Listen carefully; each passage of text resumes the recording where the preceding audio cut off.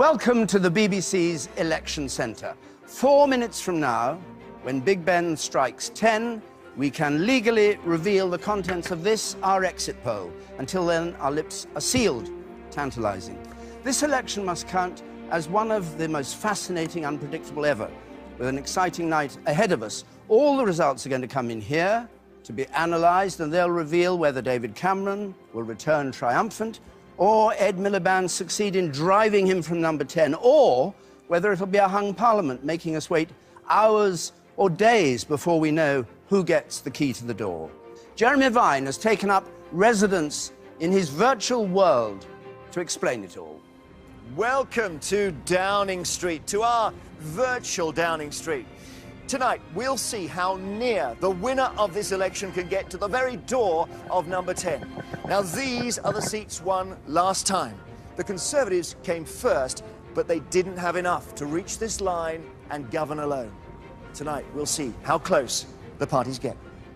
But if neither David Cameron nor Ed Miliband can command a majority on their own, is there going to be a place for the Liberal Democrats at the cabinet table, or for Nicola Sturgeon's SNP, or Nigel Farage and UKIP, or one of the other Northern Ireland parties? 650 MPs to be elected, remember, 650 individual races in the constituencies to send an MP to the House of Commons. Every one of them vital to the outcome. And Emily Matlis is going to be keeping an eye on all of them. Well, all that exit poll information is being loaded into our giant touchscreen as I speak.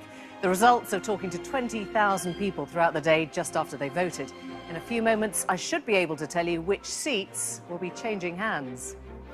The party leaders voted earlier today, joining over 46 million of us who had the right to do so. And in a few moments, the ballot boxes are going to be rushed to the counting centres. We have a stellar cast at the key places. Sunderland is tipped to win the race to declare first. And Fiona Bruce is there.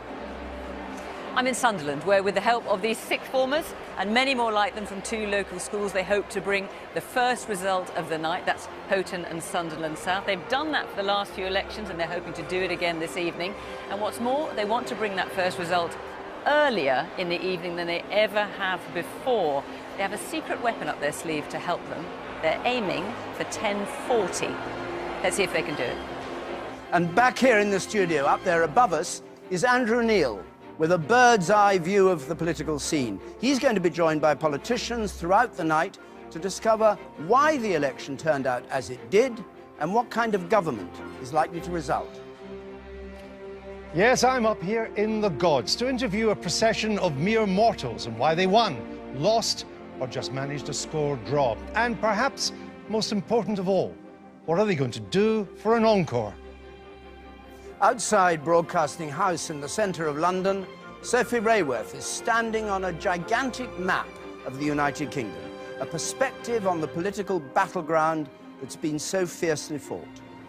This is our map which shows exactly where the political power in the UK really lies. We have made every constituency exactly the same size. One hexagon equals one MP. It is laid out in the colours of the 2010 general election. Shortly we will take the whole thing up, and then as the results come in we will relay it and see how much the power balance has shifted.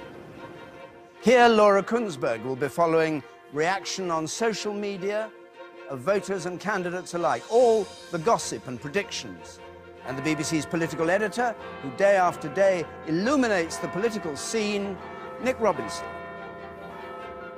So we better get started. First, with our exit poll, which even now I can't reveal until Big Ben strikes 10. Remember, this is an exit poll, very carefully calculated, not necessarily on the nail. But here it is, 10 o'clock. And we are saying the Conservatives are the largest party. And here are the figures